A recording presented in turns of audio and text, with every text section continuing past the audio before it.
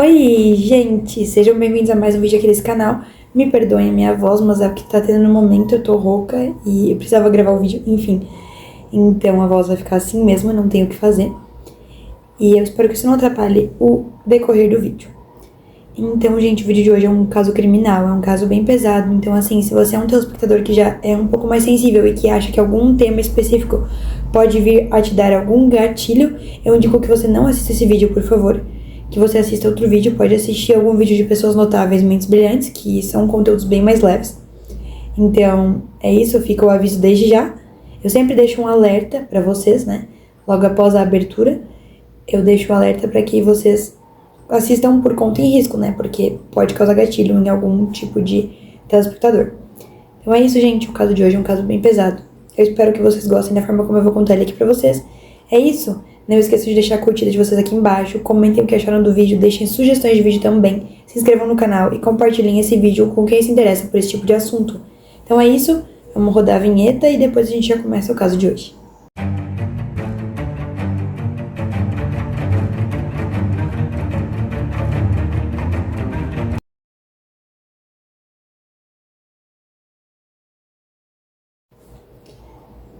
Tim McLean Jr. Timothy McLean Jr. nasceu no dia 3 de outubro do ano de 1985, em Winnipeg, no Canadá. É dito pelas pessoas que ele era um garoto bem sociável, que ele sempre estava rodeado de amigos e ele levava uma vida noturna agitada em festas e bares. No verão do ano de 2008, então, quando ele já tinha 22 anos de idade, no dia 30 de julho, mais especificamente, por volta do meio-dia, ele estava voltando para casa de ônibus após ele ter trabalhado em uma feira em Alberta. Então ele estava trabalhando, voltando do trabalho, ele pegou um ônibus, né? O ônibus se chamava Greyhound 1170. Ele estava sentado mais na parte de trás do ônibus, né? Como se fosse o fundão. Então, gente, é dito que nessa parada de descanso que o ônibus fez ali em Erickson, entrou um novo passageiro. Esse passageiro era ninguém mais, ninguém menos que o Vince Lee, que é uma pessoa importantíssima nessa nossa história. O Vince Lee, ele era ninguém mais, ninguém menos que um homem alto, com 40 anos de idade, com cabeça raspada, e ele estava utilizando óculos de sol. Ele havia nascido no dia 30 de abril de 1968 na China, chegou a se graduar em Ciências da Computação na Wuhan Institute of Technology. Ele teve cidadania canadense obtida em 7 de novembro de 2006, mas ele chegou no país em 11 de junho de 2001. Por conta dele não falar e não entender muito bem o idioma, ele trabalhava com serviços braçais e ele foi descrito por alguns ex-patrões dele como um homem calmo. No entanto, ele chegou a ser demitido em vários outros empregos dele ali, né? Por ter desavenças com outros funcionários, como aconteceu quando ele trabalhou no Walmart também. Então, assim, ó, ficou bem claro pra gente com esses antecedentes dele que ele não era uma pessoa muito amigável. Ele, diferente do Timothy, não era muito sociável, ele não se dava muito bem em grupo. Ele brigava bastante com os colegas de trabalho dele, com patrões, enfim. Ele causava intrigas nas empresas que ele trabalhou, ele causou muito. Então, assim, ele não era uma pessoa tranquila. Ele sentou-se mais pra frente do ônibus, só que em uma das paradas que o ônibus fez pra descanso, como era uma viagem provavelmente longa, né, o ônibus ele vai fazer paradas programadas para que as pessoas possam se alimentar, ir ao banheiro e descansar, enfim, até continuar a viagem, né, aquelas paradas básicas que a gente conhece. Então, numa dessas paradas, ele trocou de lugar, então o Vince acabou indo sentar do lado de Tim. Só que o Tim não notou muito a presença do homem ali, tipo, ele viu que tinha sentado uma pessoa do lado dele, mas ele não deu muita bola para aquilo.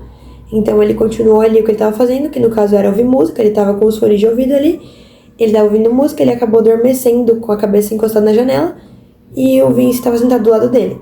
Até aí tudo bem, né? Uma cena normal.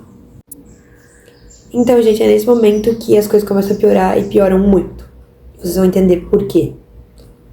Então, é dito por testemunhas que o Tim estava dormindo nesse momento, quando simplesmente do nada o Vince sacou uma faca de dentro do bolso e começou a esfaquear o Tim. Nesse momento, então, o motorista do ônibus percebe o que está acontecendo e ele evacua o ônibus. Ele faz todos os outros passageiros saírem do ônibus. Ele para no acostamento e faz todo mundo descer. Provavelmente ele fez isso por conta que se tivesse ficado mais pessoas lá dentro, mais pessoas poderiam ter se tornado vítimas do Vince. Como ele não tinha segurança para poder salvar todo mundo, então ele preferiu evacuar, tirar todo mundo, e depois ele tentaria salvar o Tim, que era o que estava sendo esfaqueado. Então foi isso que ele fez. Pra que vocês não fiquem se perguntando, né, de certo, por que ele não tentou ajudar ele lá dentro, né? Por que todo mundo não tentou ajudar? Mas é porque, de certo, a galera ficou com medo, obviamente, e poderiam se tornar vítimas, né? Então, pra poupar mais gente de ser vítima do Vince, ele resolveu evacuar o ônibus, botar no acostamento, e aí, então, ele e mais 2 passageiros voltaram pro ônibus, retornaram, né, pra tentar resgatar o time. Só que eles não tiveram sucesso. Agora acontece a coisa mais bizarra, na minha opinião. A coisa mais pesada de todas. Então, nesse momento, o Vince, ele ameaça, né, o motorista e os passageiros que estavam tentando salvar o time. Após ele ameaçar eles, então, ele simplesmente decapita o time e ele exibe a cabeça dele simplesmente para os outros passageiros que estavam fora do ônibus. Então, assim, a cena deve ter sido bizarra, deve ter sido muito, muito horrível. E aí ele exibe a cabeça e ele continua cortando o resto do corpo do time. É isso que é o mais chocante, porque ele não para pela cabeça ali, ele continua cortando e ele simplesmente come. Então, assim, a gente vai ter uma sequência de crimes horríveis acontecendo. A gente vai ter a decapitação, vai ter o canibalismo, vai ter tudo isso acontecendo ao mesmo tempo e pessoas presenciando isso. Então, o psicológico dessas pessoas deve ter ficado muito abalado por terem presenciado essa cena toda. Esse filme de terror, né? Que todos eles viveram, porque deve ter sido horrível. Algum tempo depois, por volta das 8h30 da noite, a guarda montada Royal Canadian recebeu uma denúncia de que alguém tinha sido esfaqueado dentro do ônibus Greyhound 1170. Após eles receberem essa denúncia, então eles vão imediatamente para o ônibus a fim de capturar o suspeito. Eles chegam lá, o suspeito ainda tá lá, e ele só permaneceu lá porque ele foi contido, né? Um motorista de caminhão, um motorista de ônibus e um passageiro contiveram ele para que ele não conseguisse fugir. O motorista de caminhão emprestou um martelo e um pé de cabra para servir como arma para eles se defenderem, né, e manter o homem lá, para que a polícia chegasse e pudesse prendê-lo. Aí vocês podem estar se perguntando onde é que estava o restante dos passageiros, né? Os outros passageiros estavam no acostamento. A maioria estava chorando, porque estava assustadíssimo com o que tinha acontecido, e outros estavam até vomitando, né? Porque imaginem a cena que eles presenciaram. Eles presenciaram uma decapitação, uma cena de canibalismo. Eles presenciaram coisas muito pesadas, muito pesadas. O psicológico deles deve ter ficado horrível. E a saúde também, né? Porque o psicológico, ele mexe com tudo. Ele mexe no seu corpo como um geral, né? Então, o suspeito tentou fugir de ônibus, ele tentou fugir dirigindo, só que aí o motorista do ônibus percebeu que ele estava tentando fazer isso, então ele acionou o sistema de mobilização, que basicamente é um sistema que ele corta o circuito elétrico ali, ele desconecta ao sistema de ignição. Então, esse processo todo aí faz com que o veículo fique inoperável, então ele não sai do lugar, simplesmente ele fica imobilizado. Então, por conta disso, que ele não teve sucesso na sua tentativa de fuga. Eles tinham um impasse entre a polícia e o suspeito. Por conta disso, então foi decidido que seria chamado uma equipe de negociadores e uma unidade tática armada. Enquanto isso, o suspeito ficava passeando por dentro do ônibus. Os policiais eles ainda chegaram a ver ele comendo parte do corpo da vítima. Nesse momento, alguns passageiros foram levados para serem interrogados pela guarda montada de Brandon, e os policiais ouviram Vince Lee dizer: "Eu tenho que ficar no ônibus para sempre." É dito que, no dia 31 de julho, por volta da 1h30, o Vince tenta fugir pulando a janela. A polícia, então, ao perceber isso, atira nele com o teaser, que é uma arma de choque, e aí acaba que eles conseguem, então, algemá-lo. Após eles algemarem ele, eles recolhem todas as partes do corpo do time que eles encontram, colocam em sacos plásticos e levam para a delegacia. Eles encontram nos bolsos do Vince a orelha, o nariz e a língua do Tim. Coisas que a polícia nunca encontrou, que nunca foi recuperado, foi um pedaço do coração do Tim e os olhos dele. Então, por conta desse motivo, eles acreditam que o Vince tenha ingerido isso, porque eles não encontraram em lugar nenhum essas partes.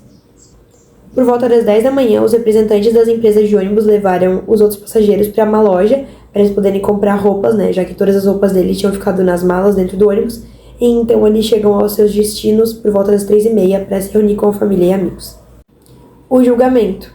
Esse julgamento ele vai começar no dia 3 de março de 2009, com Vince alegando não ser culpado criminalmente. Isso significa basicamente que ele sabe que o assassinato aconteceu, mas que ele não tinha condições mentais para aquilo naquele momento. O psiquiatra que avaliou ele, né, diz que ele realizou aquele ataque porque a voz de Deus dizia que Tim era uma força do mal. O juiz John Scarfield aceitou o diagnóstico e decidiu que Vince não era criminalmente responsável. Ele então, após isso, foi mandado para o Centro de Saúde Mental de Selkirk. Em fevereiro de 2006, ele mudou seu nome para Will Lee Baker. E em fevereiro de 2017, todas as acusações contra ele foram retiradas e todas as restrições ligadas ao seu nome também. Então, gente, esse caso é bem revoltante, né? O desfecho dele, porque, se for pra pensar, esse cara tá solto. Então, é bem complicado, porque ele foi considerado não são, né? Então, ele não tava com as faculdades mentais dele em dia pra poder ser responsabilizado e culpado criminalmente. Então é isso, gente. Esse foi o vídeo. Eu espero que vocês tenham gostado. Até o próximo.